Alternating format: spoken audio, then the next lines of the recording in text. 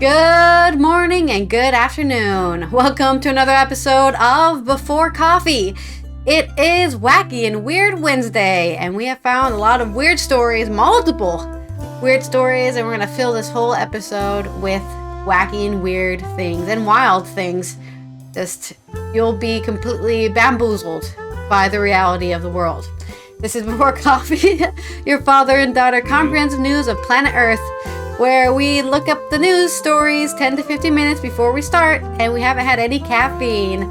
So let's read those stories in our drowsy state with the headlines. Today on Before Coffee, French lawmaker admits to buying drugs in a street deal, and UK playground spooks families with Halloween body bag decorations. The largest turbine is switched on and causes an unexpected effect. And a cockatoo is rescued after 4 weeks inside of a grocery store. Norman Coin Hoard becomes England's most valuable treasure find. A New England airport says you got 3 minutes to hug it out. Plus, a Greek man is convicted of sniffing shoes. Idris Elba to move to Africa to bolster the film industry. And are you ready for the new David Bowie Center? And it's National TV Talk Show Host Day, October 23rd, 2024 on Before Coffee.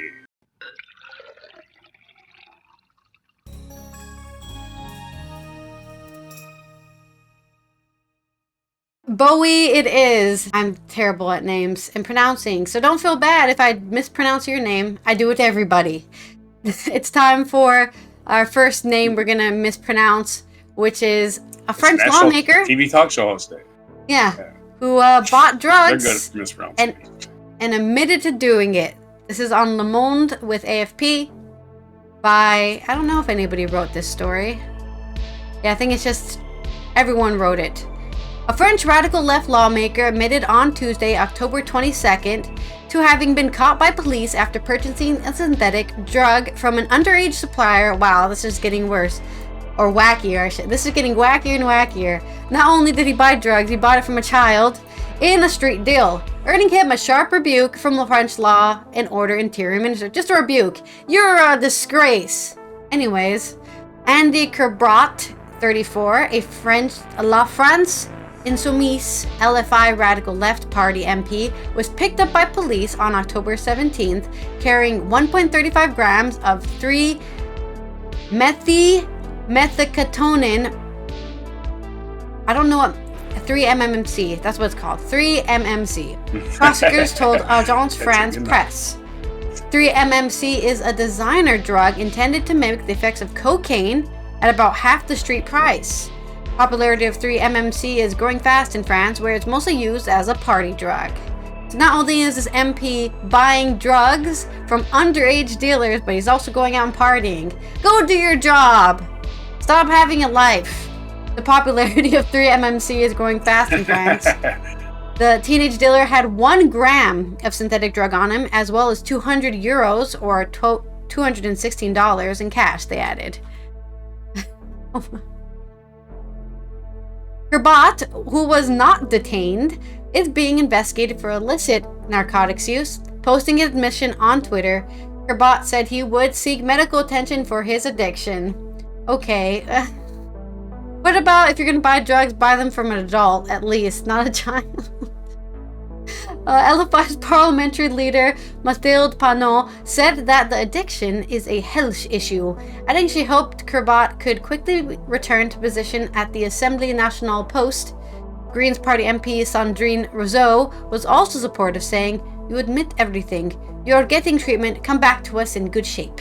However, hardline Interior Minister Bruno Retailleau, known for his law and order credentials, said Kerbrat needs to draw the consequences of his actions. Also on Twitter, Retailleau said that MPs had a duty to show exemplary behavior. I can't believe I'm agreeing with this hardline Interior Minister here, but it is intolerable to see an MP of the French Republic buy synthetic drugs from a street dealer, the minister said. Yeah, buy your drugs from reputable sources like everyone else who's doing drugs in the ministry. Come on! I mean, I agree. You can do drugs. I don't care. But don't buy them from teenagers. That's all I'm saying, okay? Tell that teenager to go to school and do something with their lives. Don't help them become a successful drug dealer on the streets. I'll let you know, I sell it to Mr. Kerbat personally as a 16-year-old. No, for me, that's the problem here. The child who's selling drugs, you should be helping the child not be selling drugs. 16-year-olds have not explored consequences for the greatest part of their life. They don't know what that means. Why are you letting a child sell you drugs? Anyways, so there's your wacky weird news coming out of France. They're okay with him doing drugs and okay with him buying drugs, as long as he's getting help, I guess. And I don't know what's the wacky. You tell me down below in the comments what you think is the wackiest part of that story. In Halloween news, because it is Spooktober, as they say. This is from the NZ Herald, which I think is New Zealand Herald. A UK playground scares everybody with its very realistic body bag decorations. Now, I know you can't see pictures, but let me tell you, just think of the most gruesome looking body bag pictures you've ever seen, and they did that. They're too realistic. It genuinely looks like there might be dead bodies hanging in the playground. The creepy figures called Shock. A children's playground in Britain has apologized after parents were shocked by realistic body bag decorations hung for Halloween. Rugrats and half pints in the Gloucestershire town of Cirencester backed down after one parent went to media to complain about the displays. I can't believe more people didn't complain. Like, I'm telling you, if you guys find this, maybe I can show you these pictures, but it's not good. They're not used to Halloween there, apparently. Yeah, no, they do. Halloween's originally a British holiday, so. Oh, okay. Well, that neighborhood's just a bunch of alarmists. Let me see if I can share this image here.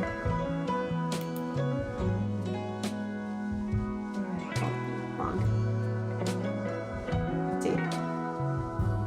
Yeah, okay, so here's the image. I'm going to put it on your screen. But this is the image, right? Like, that's so realistically a body bag. That would freak me out too.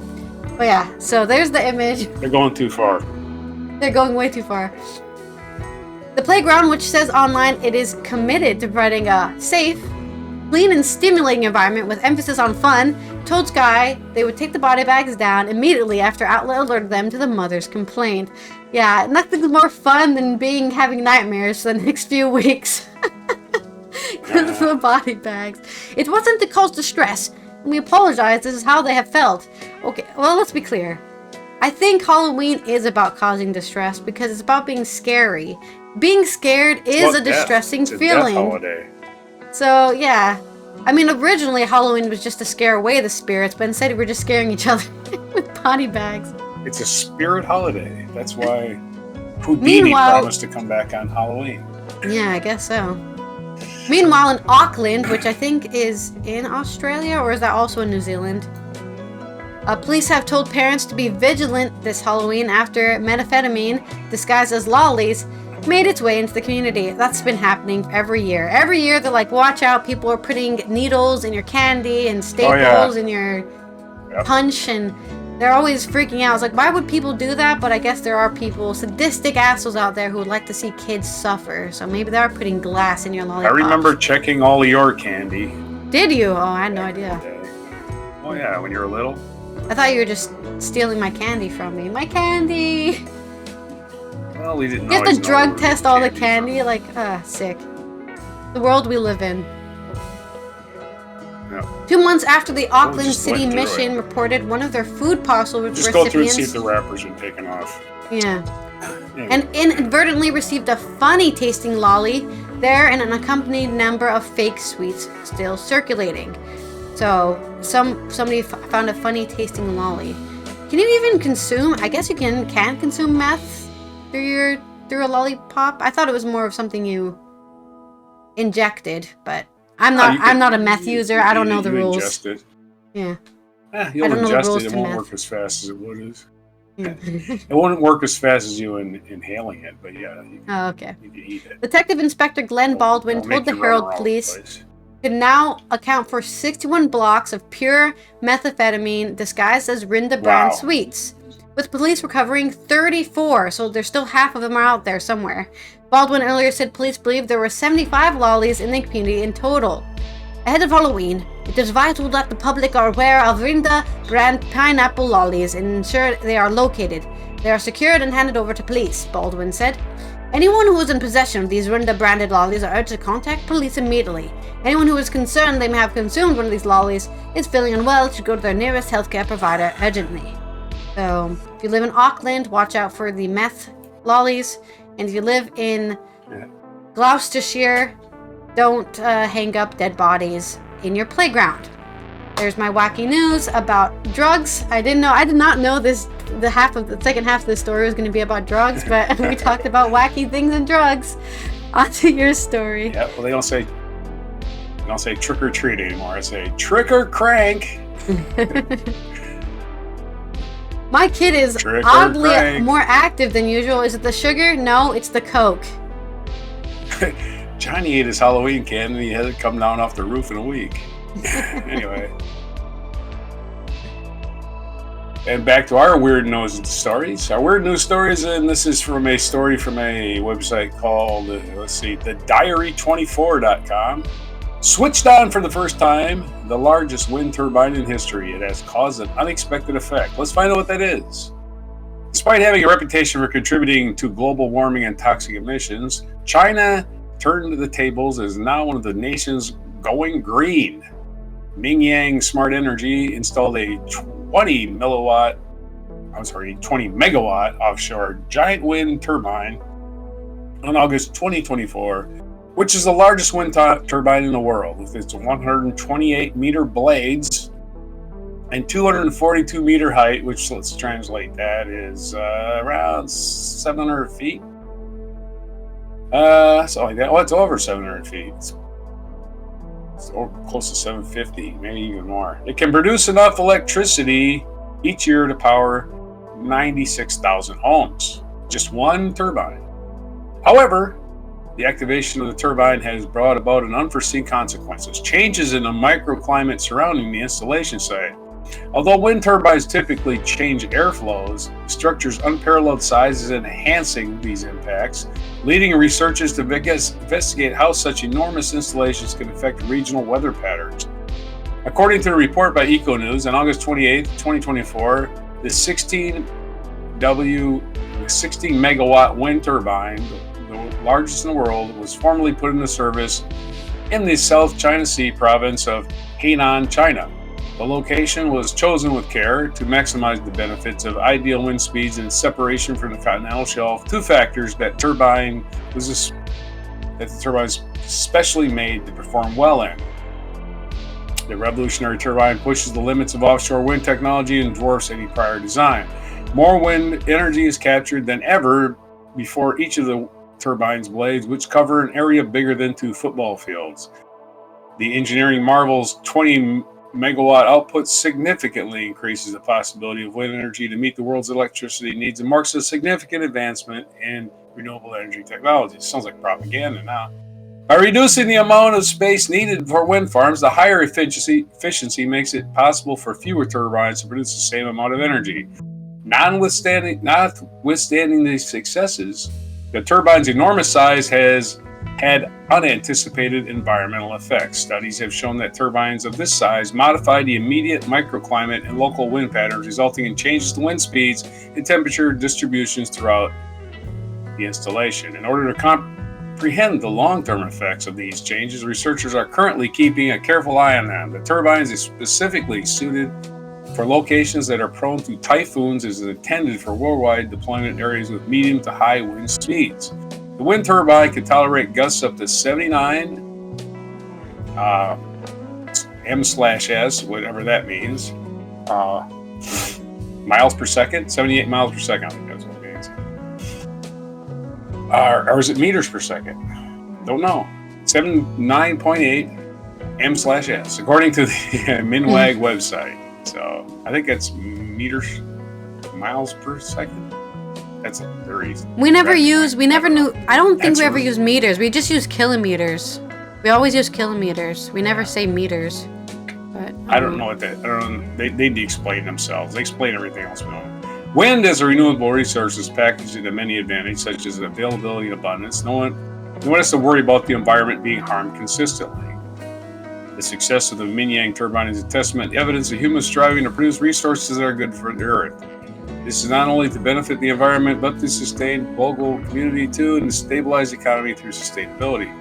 As new technologies are implemented in previously unheard of scales, the unanticipated microclimate changes surrounding the enormous wind turbine highlight the necessity of thorough environmental evaluation. Innovations like the Minyang turbine will be essential to achieving sustainable energy goals. Let's just keep repeating kind of the same thing in the story. Yeah. However, preserving a balance between energy and local ecosystems will depend on making sure that such technologies don't unintentionally disturb them. They're repeating the same thing. With the potential to smash records, this is the biggest world turbine ever made. In actuality, its height is the least of its many advantages because energy efficiency is rapidly increasing and has far more potential than nuclear power plants that America wishes to resurrect. Okay, so they're not really telling me a whole lot about what's going on. Oh, okay, here we go. The concept is straightforward, decarbonize, and as we have shown in New York, do so over the sea if there's no room. Environmentalists and scientists are investigating the potential effects of these shifts on coastal climates, bird migration patterns, and marine ecosystems. The turbine's energy benefits are indisputable, but it also serves as a warning that advancements in renewable energy have their own set of drawbacks. Kind of a poorly written story. They kind of just keep saying the same thing over and over again. I'm sorry about that. I apologize. It creates a mini little weather system that the article did not go into any detail describing. It just kept repeating. You just already have to know what they're talking about, okay? And then you totally know. Yeah. Yeah, they just kept saying, renewable energy is really good at that. Okay, got it. Thank you. That was a poorly written story. I apologize. From UPI.com. This is another story, totally different, and it's about a cockatoo in a grocery store. This has happened. This is from Ben Hooper, UPI. A cockatoo that spent nearly a month trapped inside of a supermarket in Sydney, Australia, was captured by wildlife rescue after weeks of attempts. The sulfur-crested cockatoo, dubbed Mickey by members of the public, flew into the Coles supermarket in Campbellstown, MacArthur Square shopping center through an open loading dock door and was unable to find its way back out. Mickey spent nearly a month evading capture attempts inside the store. The poor bird hasn't had any dark for over 4 weeks and has been living on brioche and water, placed by the night manager, who is very fond of the bird. Sydney Metropolitan Wildlife Services said on social media after an unsuccessful attempt to capture Mickey on Monday night. A rescue with a group named Rabby returned to the store Tuesday with Doris, a free-flight trained sulfur-crested cockatoo. Doris was able to help Robbie put Mickey at ease, and the bird was finally loaded into a crate for transport out of the store. Mickey, a bird native to the area, will be released back into the wild, the rescuer said. Mickey is looking pretty healthy, all things considered, and will be released back home soon. We hope he stays out of trouble and lays off the brioche for many years to come, Sydney Metropolitan Wildlife Service said on social media. A lot of people need to do that. You gotta lay off the brioche, man. Just chill out. There's your little quick bird story on top of your wind turbine story, which went on too long and just kept repeating the same thing. And it was too complicated for our caffeine-less brains. It wasn't even complicated. You just kept saying wind turbines are important. Okay, where's the story? Get to the story. But all he just kept telling me is wind turbines are important. Okay. Anyway. We need wind turbines. Yes, I agree with you. Please move on. Got it. Right on. Yep. Paragraph 4 of wind turbines do this and do that. Okay, where's the story? Anyway. Okay. I'm talking about it longer than the story was now. Anyway. Let's go ahead and go to our next story, which is wacky. Have you ever been digging your farm? I'm gonna build a new, ditch here, and you find a coin hoard worth 4.3 million pounds. Well, a group of metal detectors discovered an extraordinary hoard in Somerset of 2,584 ancient coins in a field. That is probably a lot of coins for wherever that long. What, ancient? 400 AD? I don't know how long ancient is. but Somebody's that's probably a buried lot stash. back then. And it's 11th century, sorry. It's 11th century, so 1000 AD coins. And that was probably a big hoard back then. It's even more of a hoard. No, this is off of Independent. By who wrote this article? Salma Orgura. A group of metal detectorists found the 11th century coin trove known as the Chew Valley Hoard is now England's most valuable treasure find, revealing new information about historical transition following the Norman conquest. The set includes pennies depicting William the Conqueror and Harold II, number of coins revealing the first issued after his coronation in 1066. Adam Staples, 48, discovered the coins in 2019 with his girlfriend at the time, Lisa Grace, and 5 friends, but had to wait a year to secure the payout. And also, I mean, to be honest, wouldn't even feel bad splitting the money with them. Sure, it's not, you can not getting all of that 4 million, but what are you going to do with 4 million anyways? At least if you split it among everyone, you don't have to pay as much taxes because the tax would be more, right? If you have the 4.3 and then cash that out and you have to pay, I don't know, like a 20% tax, that's way more than paying 20% on 1 million. For example, under the Treasure Act 1996, hunters must report an archaeological find to the local coroner within 14 days of discovering it.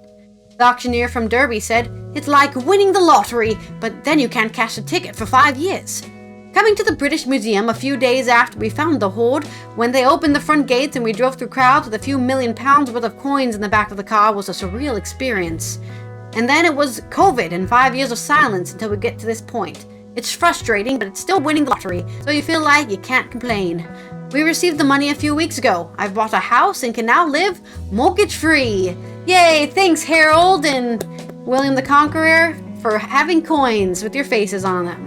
Half of the money went to the landowner, and the rest was split between the members of the treasure hunting group, meaning they got around 300,000 each. Hey, that's still a big, I don't even know what I would do that with that much. I could live for a year on that much money, 10 years with that much money, because I only spend 300 a month living. I probably wouldn't actually last that long, but I'm pretty miserly. I don't like buying stuff unless I really, really need it. Like I just bought some new tripods because I've been torturing myself not using tripods this whole time, like balancing my lights on boxes and balancing them against like pots. And I'm like, you know what? I can buy some cheap tripods and screw them in. The end. Stop being so cheap. Anyways, despite hitting the jackpot, Mr. Staples is continuing to hunt for treasure, having last gone detecting on Sunday. Experts believe the coins provided valuable insights into the economic conditions during the period following the Battle of Hastings. They suggest the coins are buried for safekeeping amid the unrest at the time. Oh wow, cool. So they have like a before and after, so they have some of the shiny coins that are not as clean, right? They're still kind of dusty, well used, and then they have a picture of a coin that has been used.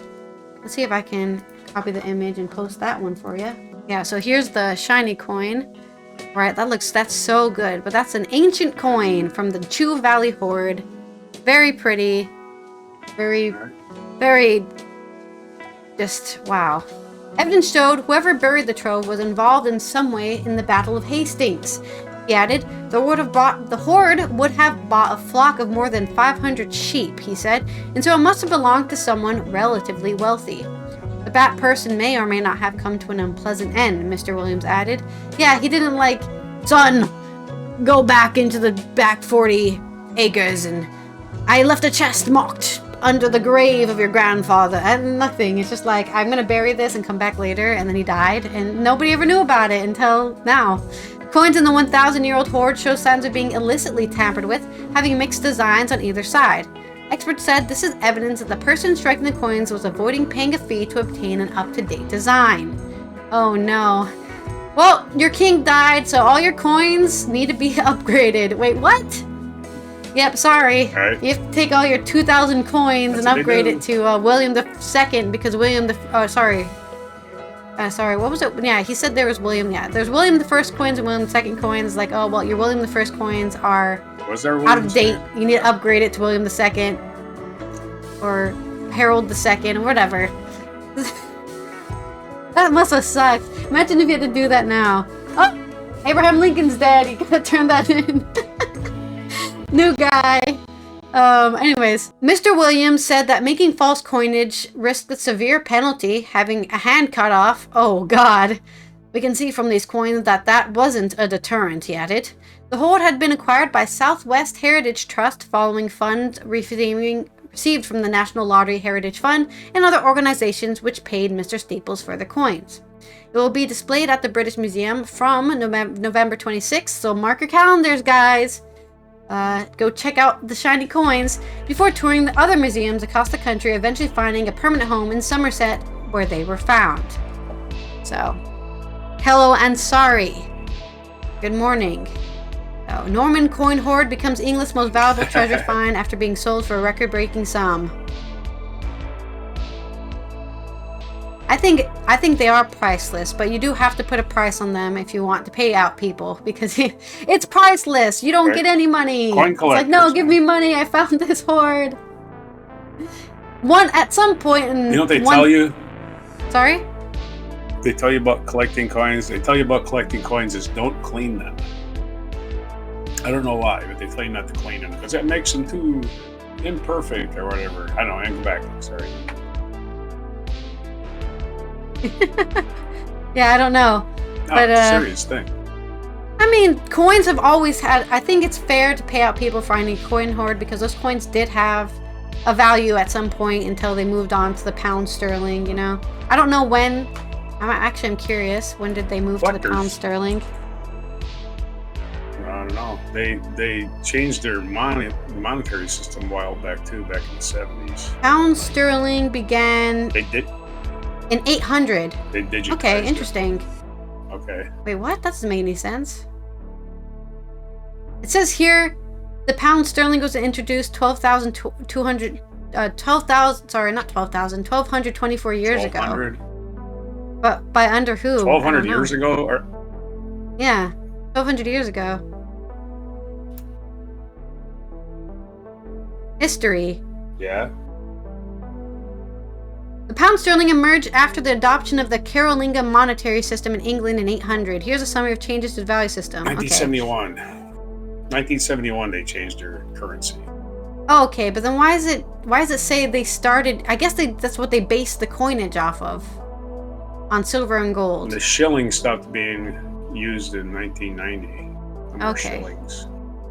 So they were using the shilling before. But, February 15th, 1971 is considered decimal day. It's when they started using their money in a decimal system instead of the Wikipedia page is very confusing because I guess it's just talking about... I think it's just counting about whatever the Great Britain was using as a currency. They're just talking about the entire history of the currency that is the pound sterling, but it's not actually the currency's name. I don't know what the currency's name is. I guess it's... Like you said, right? They're using the pence before. They're using the what did you say again? The shilling. They're using shillings before. Shilling. Yeah. There used to be 12 and now shillings they're using the pound. Now there's a really long history here that I don't want to read, but okay. Prior to 1971, there were 12 pennies to the shilling. 12 pennies to a shilling. Imagine how. Okay, and 20 shillings to the pound. Okay, so start figuring out your money from there. All right, what a complicated system. Yeah, because the first goes back to the Romans. Yeah, you're right. The Romans. You're right here. It says like the first coin ever issued was in 1967, supposedly, of the sterling. And then okay, that's very confusing. Anyways, there's your history on coins. Onto your story. Maybe get your metal detectors out so you can find your own ancient coin stash. I'm actually seriously thinking about that. Yeah. Well, I don't think you'll find an ancient coin stash in the United States, but you could definitely go to Scotland, maybe. You could. Yeah. Right. Well, yeah, I'll just comb the beaches of England somewhere. Beaches are the best places for metal detectors because people lose stuff there all the time. Yeah. Watches, all kinds of valuable stuff. All right. On to New Zealand. Oh, yes. New Zealand has decided, at least one New Zealand airport has said, hey, stop hugging so damn long. This is from AP News. Charlotte Graham McClay.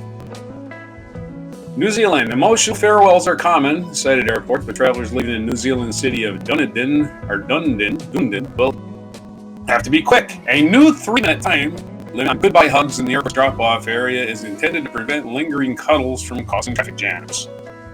Max hug time, 3 minutes, warning signs outside the terminal, adding those seeking fonder farewells should head to the airport's parking lot. Yeah, go make out in the parking lot. The cuddle cap, isn't that a cute little alliteration name for it, the cuddle cap?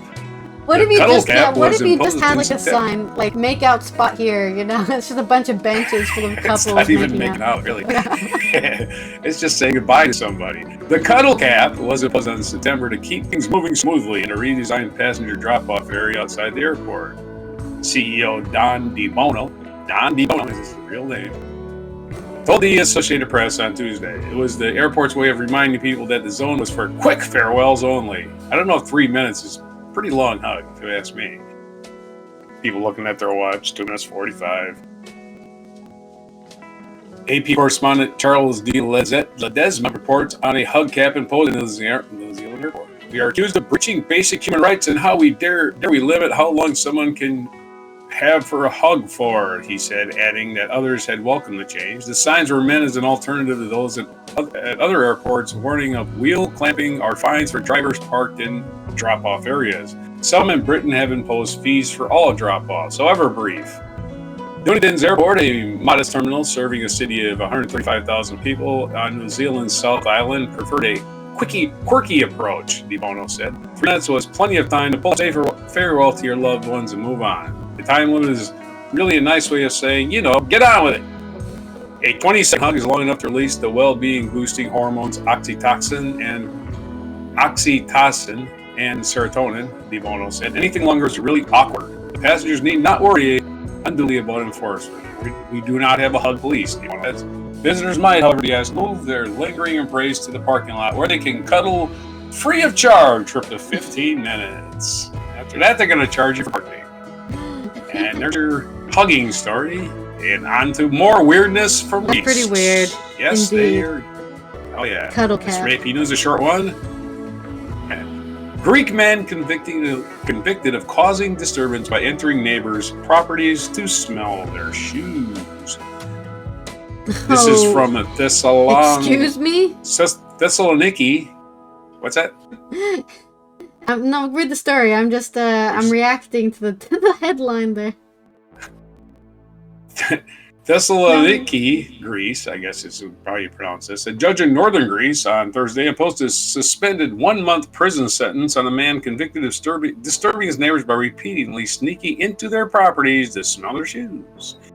The 28-year-old Greek man told the Thessaloniki court that he was unable to explain his behavior, which he said had caused him great embarrassment. Stressed that he had no intention of breaking the law or harming anybody, the neighbors testified that he never displayed any sign of aggression during his nocturnal visits. The man was arrested before dawn on October 8th in the small town of Sinnos, about 15 kilometers west of Thessaloniki. Police had been called after a neighbor found the defendant in his front yard sniffing his family's shoes, which had been left outdoors to air. The court heard that there had been at least 3 similar incidents in the past 6 months, neighbors having asked the defendant's family for getting to stop. The defendant was ordered to attend therapy sessions. So there's your story. Obviously, he has some kind of chemical balance where he needs a small toe jam. I have no idea. Give him some cheese. Because a lot of people don't know this, but the thing that causes that toe cheese smell is the same bacteria that causes cheese to smell that way. So give them some cheese and let them smell that. That's what I would do. But there's your stories on Weird Wednesday from the United States. Wow, that's toe cheese bandit. The toe cheese. That's very weird. Definitely. Strange. Sorry. Okay. Weird. Wacky. Here's some wacky news coming from Idris Elba. This is on The Guardian by Andrew Pulver. You ever want to help an entire film industry? Well, Idris Elba wants to do that in Africa. That's right, he's moving all the way to sub-Saharan Africa and help bolster the film industry there. And he's saying it's going in. Elba starred in TV shows such as Luther and The Wire, as well as films including Beast of No Nation and Mandela, Long Walk for Freedom, spoke to the BBC while attending the Africa Cinema Summit in Accra, Ghana. Having previously announced plans to build a film studio in Tanzania, Elba said that his ambitions for developing African filmmaking would require him to relocate. It's going to happen. I think I'll move in the next 5 years. 10 years, God willing. I'm here to bolster the film industry. That is a 10-year process. I won't be able to do that from overseas. I need to be in the country, on the continent. He added, I'm going to live in Accra. I'm going to live in Sierra Leone capital Freetown. I'm going to live in Zanzibar. I'm going to try and go where they're telling stories. That's really important. London-born Elba, whose father was from Sierra Leone and mother from Ghana, is enthusiastic about the possibilities for filmmaking on the African continent. He told the BBC, if you watch any film or anything that has got to do with Africa, all you're going to see is trauma. How we were slaves, how we were colonized, how it's just war, and when you come to Africa, you will realize that is not true. So it's really important that we tell stories of our tradition, our own culture, and our own language, of the differences between one language and another. The world doesn't know that. Yes, a lot of people still think Africa is a country, not a continent, so they still treat everyone there like a monolith, which is not true at all. There's as many different cultures in Africa as there are in Asia and Europe combined. So, and they definitely don't get the ability to share their stories, which is in a lot of cases a lot of oral history. So filmmaking is actually a really great medium to share these long ancient oral histories they've probably had from way before those coins that found in that farm build existed. Elba is also part of the consortium developing an ecosystem on Sherbro Island, Sierra Leone. So Elba is putting his putting his money where his mouth is, and actually supporting the African film industry by not only, just giving them money or investing, but actually physically going there and saying, I'm going to go there, I'm going to make stuff happen, and we're all going to do this together. And it's finally, more people need to do that, because plenty of people, oh man, there's no African film, and then they do nothing. Just give them money and hope it works out, instead of actually going in there and maybe even mentoring people to be better and get better. And developing, in a way, you can make a synthesis, right? You can use Western or even Eastern film ideology, and then you can synthesize it into an African film, or like look at India, like Bollywood, right? They have their own film ideology, their own kind of motifs and genres that they make, and Africa also have that, and Idris Elba is working for that, so good for him. But it is a bit wacky that I guess he's moving there. I don't know, maybe it's not that wacky. Anyways, I thought it was wacky. Next news story, because that one was really short.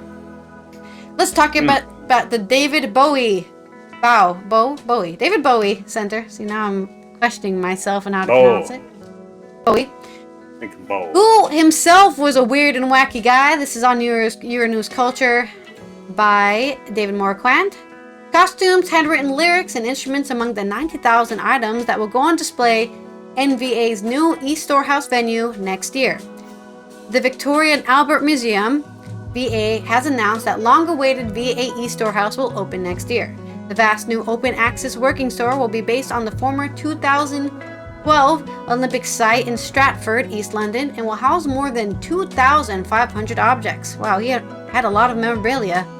A huge collection of David Bowie memorabilia will go on display at the David Bowie Center, which will open up at the museum's East Storehouse and feature more than 90,000 items from throughout the music icon's career.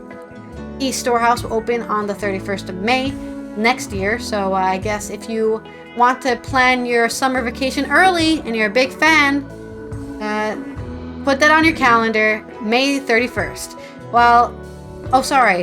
I'm wrong. Let me read the whole sentence before I start saying stuff.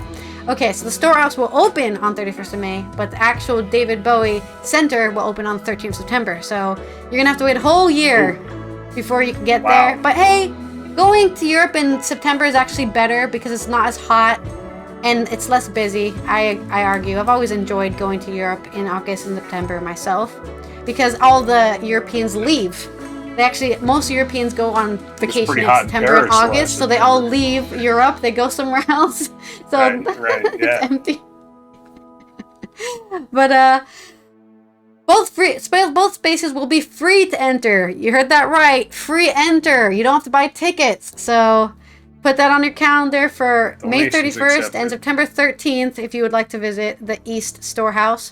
The David Bowie Center will reveal the stories behind the creation of some of the iconic albums and personas, from Aladdin Sane to The Thin White Duke, and the significant influence on creatives from Lana Del Rey, Lil Nas X, and Issey Miyake, says a V&A statement. The center will spread across 3 zones, which will include curated displays, audiovisual installations, and study areas. Unlike other archives, however, visitors will be able to explore the archive on their own. The storehouse will launch the 7-day-a-week Order and Objective initiative, and which allows visitors to pre-book to see an item from its entire collection up close. According to a project statement, this design is intended to give unprecedented access and greater transparency, breaking down physical barriers and removing glass cases to get visitors closer than ever before their national collections. So they really want people to appreciate all of, not just the stuff in David Bowie's, but everything in the storehouse. The announcement of the new center comes after V&A acquired the archive of Bowie with the help of his estate, the Blott-Fotnick Family Foundation, and Warner Music Group. Tim Reeve, deputy director of the V&A, said, "The opening of the V&A East Storehouse next May delivers on our ambition to create a new standard for access to national collections in an area of London with such a rich creative heritage and vibrant, talented creative community." Mayor of London Sadiq Khan said, "The opening of the V&A East Storehouse next year will be a wonderful addition to our capital's cultural landscape. The working store will offer Londoners a visit unprecedented free access to a wide variety of creative works, from Roman artifacts to modern-day music archives. It's another hugely significant moment in the creation of our powerhouse for innovation, creativity, and learning at East Bank, as we build a better London for everyone," he added. The East Storehouse is the first of 2 new V&A attractions opening in East London, following the launch of the East Museum, which will set open in spring 2026. The twin projects represent the largest UK museum development scheme for decades, and it looks like they don't have a bunch of stolen stuff for now. So we'll see how long that lasts before they start stealing stuff from other people. Just making a joke. We all know it's only the London Museum that does that, the National Museum. So let's go ahead and I guess mark your calendars and look forward to some cool interactive archives of modern day music. Update us in September next year. Yep, September of next year. So 2025. And on to this day in history. All right. This day in history. This day in history. We go to 1925 and here's Johnny. That's right. Johnny Carson was born on this day in 1925. It is 99th birthday. American comedian Johnny Carson, who was the host of The Tonight Show, the standard format for chat shows, was born. Happy birthday, Johnny Carson. Oh, 1941.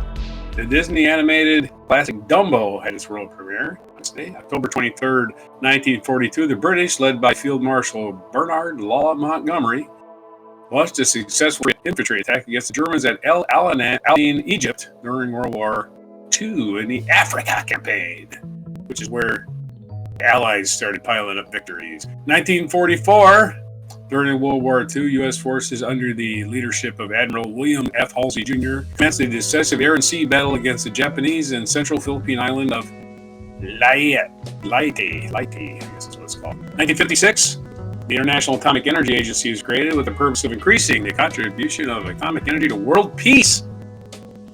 It's ironic. 1956, the Hungarian Revolution began with a massive demonstration in Budapest.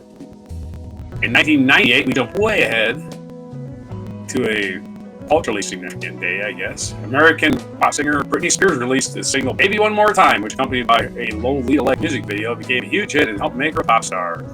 If you like Lolitas, like music videos, you're kind of a creepy pedophile. I don't know, right?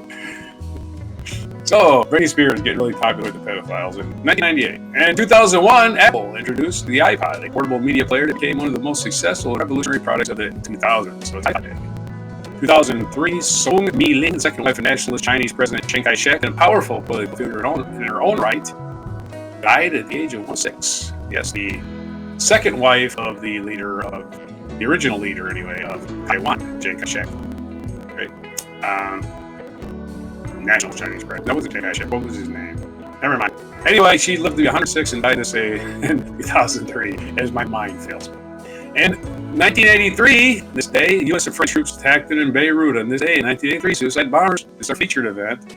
This day, 1983, suicide bombers drove truckloads of high explosives into barracks of U.S. Marines and French paratroops in Beirut, killing 241 U.S. servicemen and 58 French troops. As Ronald Reagan put a bunch of Marines in Beirut and told them to stand guard, but they were told to have no ammunition in their guns. So, as this guy drove a truck bomb through the gate, the guard at the gate had no ammunition. Nobody could stop him, basically. Nobody could shoot the driver because nobody had ammunition. So Ronald Reagan is responsible for this, and of course he never took the blame because people back then just glossed over the nonsense.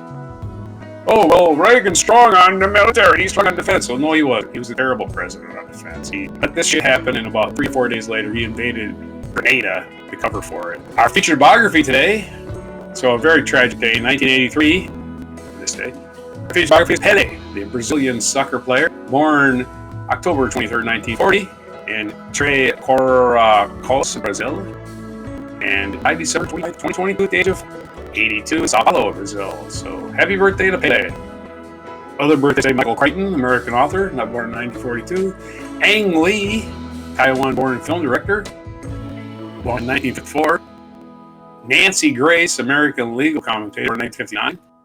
And Doug Flutie turns 62 today. Born 1962, American football player.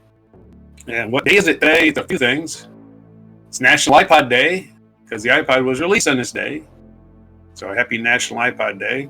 National TV Talk Show Host Day. I think that's because it is Johnny Carson's birthday.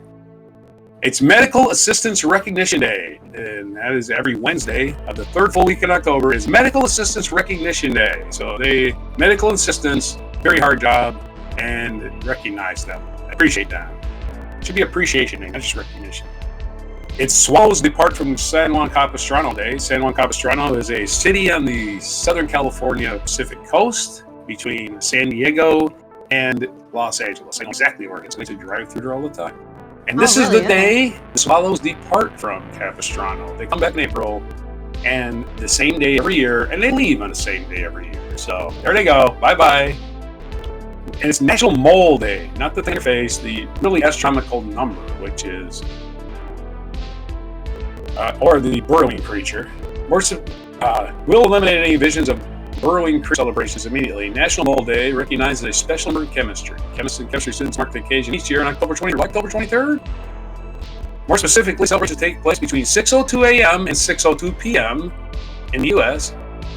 The time and date are written 6:02:10/23. The time and date are derived from Avogadro's number is approximately 6.02 times 10 to the power of 3. So that's why you get to 1023. Hence defining the number of particles in 1 mole of a substance, one of the 7 base SI units. So a chemistry equation is basically today between 6:02 and 6:02. And 10 to the power of 23. So it'll help you remember what mole is. And maybe we'll get back to my calendar someday. Okay, here we are. And it's National Horror Movie Day. I wonder why. Don't know why that is. And it's National Boston Cream Pie. Man, it looks good. It's a pie. It's full of cream, and it's got chocolate frosting. So those are your days for today. October 23rd, 2024 on Before Boston Cream Pie. Delicious, nice and sugary sweet with some coffee, of course, which you can have at the show here. This has been Alger from the Netherlands, and you now have permission not only to have a wacky Wednesday, but to drink some coffee. If you drink coffee during this, that's okay as well. You better drink coffee. See you tomorrow for Thursday. It's Thursday's 13, where we'll list 13 things that I don't know if we've decided on, but we will find out tomorrow. So make sure you're subscribed and you have that notification bell on so you know when we post a video and go live. Comment down below what wacky things you've been doing this week. And the cat has the zoomies and she just ran into my room. We will see you tomorrow. Here is our wacky mic drop moment.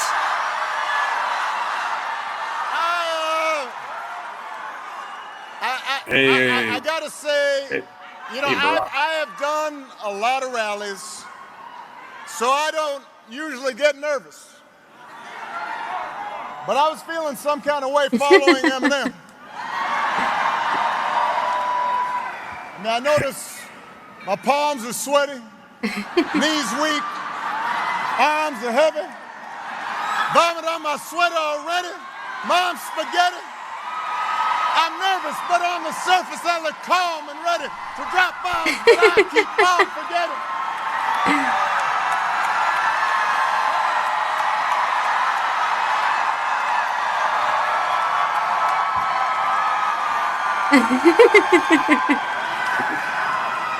Dun, dun, dun, dun, dun, dun, dun, dun, dun, dun, dun.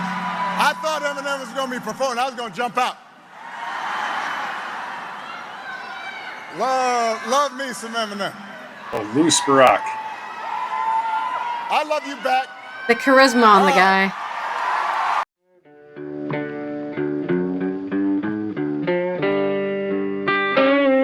Be sure to hit the like, subscribe, and notify buttons, and follow our other channels, Toxic Alley, History of Gravy, and Scratchy Old Records.